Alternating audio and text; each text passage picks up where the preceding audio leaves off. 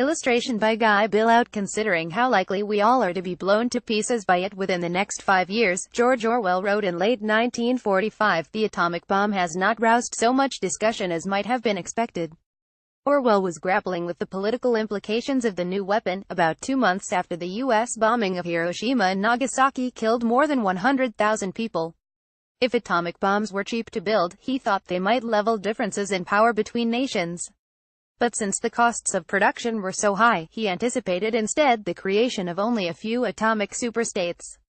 In fact, Orwell reasoned, the atomic bomb might actually serve to intensify political inequality, by robbing the exploited classes and peoples of all power to revolt, and at the same time putting the possessors of the bomb on a basis of military equality. Unable to conquer one another, they are likely to continue ruling the world between them, and it is difficult to see how the balance can be upset except by slow and unpredictable demographic changes. It was a situation of Cold War, he wrote, in one of the first uses of the phrase. And, he concluded, it is likelier to put an end to large-scale wars at the cost of prolonging indefinitely a peace that is no peace. Orwell's imaginings eventually took him to the world he fictionalized in 1984, but his analysis of the coming Cold War proved cogent. Only a few countries gained atomic weapons. Hostile powers, principally the United States and the Soviet Union, did not attack each other directly, fearing mutual destruction. They did, however, develop semi-permanent war economies, as they vied for influence in countries across the world. What came to be called the Third World experienced these power struggles as a continuation of European imperialism. The Cold War, as it was fought in Korea, in Indonesia, in Cuba and Chile and Angola, was hardly cold. It did not entirely rob people of the power to revolt, but it certainly constrained political choice and limited sovereignty. Despite its global scale, historians of the Cold War tended to focus on diplomatic decision-making in the U.S. and the USSR. Since the beginning of Cold War studies, two basic schools of thought contended to define the narrative. The first school, based in the United States and essentially nationalist, held that Stalin was primarily responsible for the conflict. His was an evil, totalitarian regime that America was morally bound to oppose. Herbert F. Eis and Arthur Schlesinger Jr., both of whom had worked for the U.S. government, set down these lines of analysis in the 1950s and 60s. This orthodox interpretation has never really disappeared. The opening of Soviet and Chinese archives in the 1990s brought renewed focus on Stalin's paranoia. The Cold War's end with the apparent victory of the United States and liberal capitalism gave the orthodox view a boost, in works like John Lewis Gaddis' 2006 History, The Cold War. The second school of thought, almost as old, is critical of American behavior rather than Soviet actions. In this revisionist interpretation, blame for the conflicts of the Cold War lies with capitalism and its defenders. America's need to restore global markets after World War II, and to control the extraction of natural resources, led it to encroach on Soviet defenses. America assumed it would emerge from the war as the dominant global power, and in its efforts to engineer that outcome created the Cold War. William Appleman Williams pioneered this interpretation in 1959. It rose in influence during the Vietnam War, and can still be seen, for example, in the writings of Noam Chomsky. To simplify enormous and complex bodies of scholarship to their barest essences, orthodoxy held communism primarily responsible, while revisionism blamed capitalism. But the Cold War, as Orwell foresaw, would reach far beyond the two principal actors. While historians have been pushing beyond the orthodox and revisionist binary for some time, it is Aaron Wested, a professor at Harvard University's Kennedy School of Government, who has most successfully constructed an account of the Cold War that is truly global in its scope. In his Bancroft Prize-winning book The Global Cold War, published in 2005, Wested contended that the conflict shaped the internal politics of every country in the world. Any advance for U.S. interests, no matter how far-flung, was seen as a setback for Soviet interests, and vice versa. For many countries in Asia, Latin America, and Africa, the Cold War heralded the final stage of European colonial control.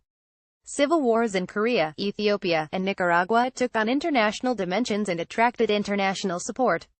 At every table of government in every country around the world, there was an empty chair, potentially to be occupied by the power of the U.S. or the USSR. The Cold War belonged to the whole world, not just the superpowers armed with atomic weapons. With his latest book, The Wise and Observant History, titled simply The Cold War, Wested aims to bring this global view of the conflict to a wider audience.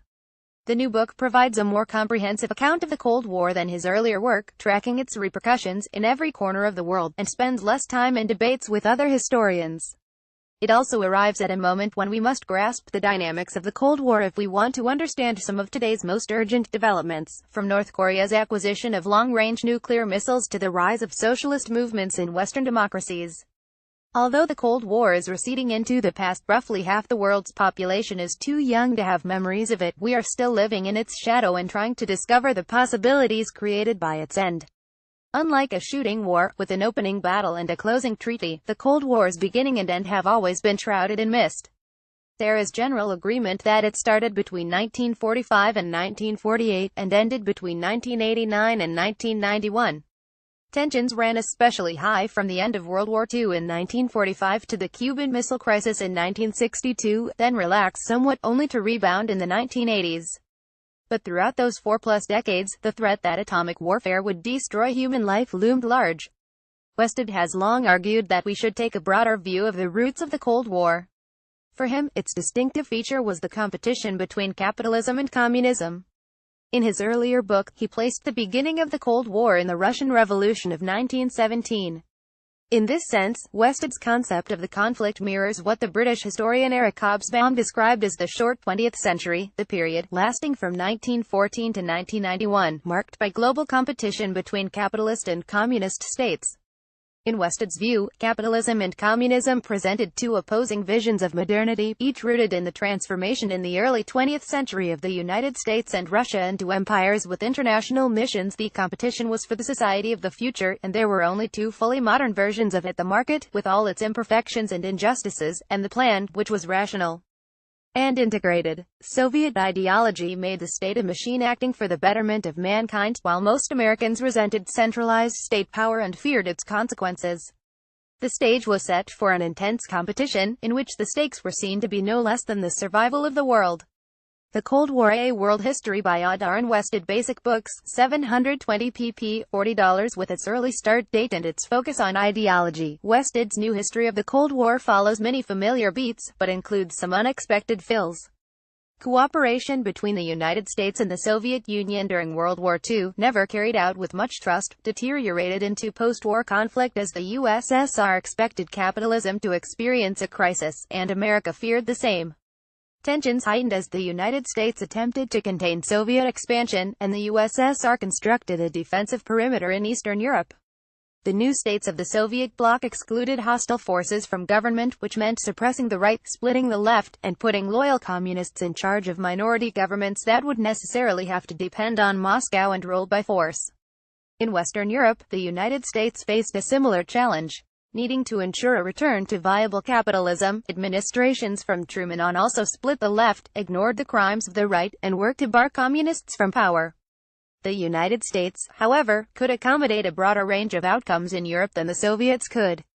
It tolerated countries in which the moderate left operated democratically and built up the welfare state, because doing so undermined the appeal of communism by proving that capitalism could provide public services and a social safety net. But if communists threatened to gain too much influence in Western Europe, America attempted to undermine their success through covert action, as it did in elections in France in 1947 and in Italy in 1948. Meanwhile, the dictators and military governments that the United States propped up in Greece and Spain burnished their democratic credentials by appealing to anti-communism. We are still living in the shadow of the Cold War and trying to discover the possibilities created by its end. Throughout the emerging Third World, by contrast, the United States allowed governments very little leeway to experiment with even non-communist paths to social democracy. In 1953 and 1954, when elected governments tried to nationalize British-owned oil in Iran and distribute American-owned land in Guatemala to peasants, they were overthrown by the CIA. Similarly, the Soviet Union could not abide political reforms within its sphere of influence. A more open socialism in Hungary was crushed in 1956, when Soviet tanks rolled into Budapest. In this, Orwell's predictions of the nature of Cold War conflict were imperfect. In general, the superpowers did not threaten poorer countries with nuclear annihilation. They simultaneously courted them in a battle for allegiance and undercut efforts at reform that threatened the superpowers' interests. Some of our present global inequalities, as well as the political instability of poorer countries, can be attributed to Cold War superpowers forcefully vetoing attempts by the world's poorer nations to solve their national problems through democratic means. By defining the Cold War so widely, both geographically and chronologically, Wested invites questions about what the war does and does not encompass. Surely not everything between 1917 and 1991 can be described as the result of the Cold War. That period, after all, includes the World War II alliance between the US and the USSR. Nor did all historically significant changes that occurred in the period of the High Cold War after 1945, such as the destruction of European empires and the proliferation of post-colonial states, directly result from the conflict. But Wested's argument might be summarized by insisting that the Cold War needs to be understood as a struggle for hegemony, not just power. Both superpowers attempted to gather influence and to secure commitments to their way of seeing and interpreting the world. And that means that even the phenomena that are not reducible to Cold War tensions were affected by it. Consider the process of decolonization that accelerated in the years after World War II. The United States nominally took an anti-colonial position. It supported decolonization, as it did in Dutch Indonesia, if it thought the brutality of colonial rule might make communism look attractive by comparison. But in other cases, such as Vietnam, a French colony until 1945, America simply took over colonial projects from weakened European allies. The Soviet Union, for its part, generally lined up behind forces of national liberation except in its sphere of influence, if only because they had the potential to undermine its rival. Some countries, like India, tried to reject Cold War politics altogether, mixing democratic elections with economic planning and formally establishing the non-aligned movement in 1961. Decolonization, in short, was not specifically a Cold War phenomenon, but the way it played out in many countries was certainly shaped by Cold War tensions. In a work as sweeping as the Cold War, even major events and controversies get passed over relatively quickly. But Wested brilliantly reduces topics that have generated books upon books to their most essential qualities. Take the question of the extent to which U.S. foreign policy was designed to protect capitalism. When the CIA overthrew the government of Guatemala in 1954, for example, was the agency doing the bidding of the United Fruit Company, the U.S. corporation whose holdings were being confiscated, or did it fear that communists, who had gained administrative and advisory roles in Guatemala's new government, were building up too much power in America's sphere of influence? Wested argues that the purpose of U.S. foreign policy was not the defense of particular American companies and their interests, but a much larger project, the expansion of capitalism itself, which would promote access to raw materials and future markets for the United States and its allies. To this end, America was willing to sacrifice short-term economic interests and the defense of particular companies. Soon after the CIA staged its coup in Guatemala, for example, United Fruit was subjected to antitrust rulings at home. Cold War tensions, though reduced in the 1970s, rose again in the 1980s. But they did so against a background of continued consumer shortages in the Soviet sphere. There are a few decent communist jokes in the book. A woman walks into a food store.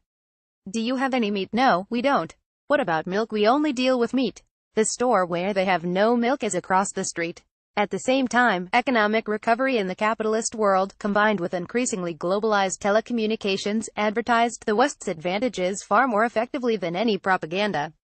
Soviet reforms intended to open up the communist system instead brought it down. For the people of the Soviet bloc, it really was a moment of liberation. But for who else, and for how long? If the Cold War has a weakness, it's simply that it adds little to its groundbreaking predecessor, and lacks some of the older work's most thrilling analysis. Published in 2005, The Global Cold War was deeply entwined with the idea that the conflict was fundamentally ideological. It devoted 2 brilliant, opening chapters to explaining the self-conception of the major players.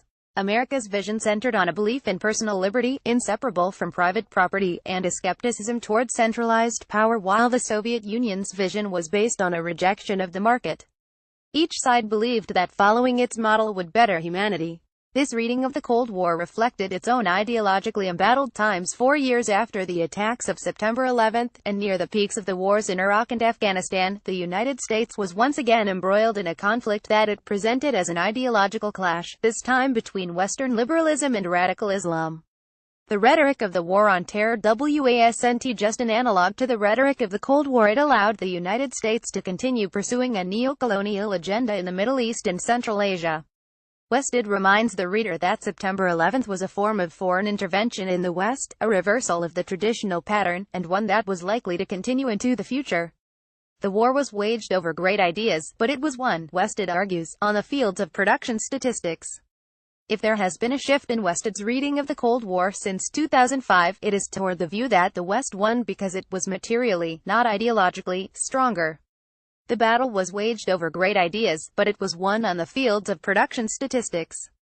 It was capitalism's ability to outpace Soviet growth at key junctures that made ideological victory possible. Certainly Wested's subtle shift in emphasis makes sense in our era of heightened inequality and growing anxieties about capitalism's stability. It used to be heterodox and radical to argue that the prosecution of the Cold War was underpinned by America's desire to spread capitalism. Arthur Schlesinger Jr. described William Appleman Williams as a pro-communist scholar for his critiques of U.S. diplomacy. But if you take Wested's long view, it's clear that the Cold War was always defined by the struggle between capitalism and communism to allocate global resources. This perspective makes the old orthodox and revisionist debates about who started it in the 1940s seem just that old. The victory of American capitalism over Soviet communism did not, however, bring an end to the struggle over the global distribution of wealth. Among U.S. allies, those who conformed to American conceptions of free markets did not fare equally. It was a bargain that worked out relatively well for Western Europe, as well as Japan, South Korea, and Taiwan. But it didn't work out well for most post-colonial nations, or for most post-Soviet states, where living standards fell along with the Soviet Union. As the USSR dissolved, a kind of market messianism led the United States to overlook the complexities of post-war planning. It would do the same again in places like Iraq and Afghanistan, which it expected to be able to remake in its own image. The Cold War has ended, but this kind of hubris remains. At the same time, the end of the Cold War has left us with a range of new political possibilities. The Cold War engaged the United States in a struggle between capitalism and socialism around the globe, while suppressing it strenuously at home.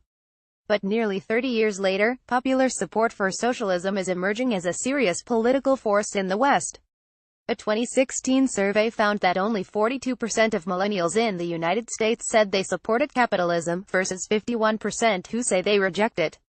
Many young Americans today feel no visceral connection to the Cold War equation of capitalized mass freedom. What form the socialism of the future will take, if any, remains the subject of intense political struggle.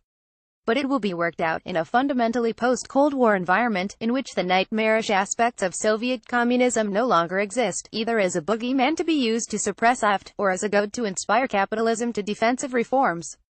The political terrain has changed dramatically, opening up a space for ideas and movements that were unthinkable in the paranoia of an earlier era.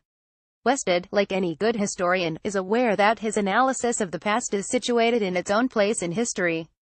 He wonders whether future scholars may de-emphasize the Cold War as the most notable feature of the second half of the 20th century, in favor of the economic rise of Asia, or some other historical development we have yet to recognize. One likely candidate, as seen from the present, is the climate change that imperils humanity's future. In their competition for resources, neither the Soviet Union nor the United States bothered to take care of the environment, but because capitalism won, it will be held responsible for the adverse consequences of its success. Even if historians of the future find other aspects of the 20th century more important than those that we emphasize today, they too will be grappling with the complex legacies of the Cold War. Perhaps they will see it as that time in the 20th century when human beings whistled past one graveyard while digging another. Read more: magazine, review, books, politics, culture, Cold War, decolonization, Soviet Union, War on Terror, November 2017, Nuclear Weapons, George Orwell.